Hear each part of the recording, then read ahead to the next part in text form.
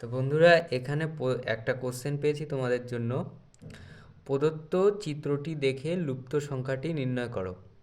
এখানে দেওয়া রয়েছে 5, 9, 16, 29 আর 103। এখানে এই সংখ্যাটা নির্ণয় করতে হবে।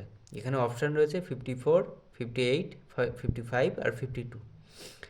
তো এটা করার আগে তোমাদেরকে দেখতে হবে যে এটা কীরকম ধরনের সেট রয়েছে।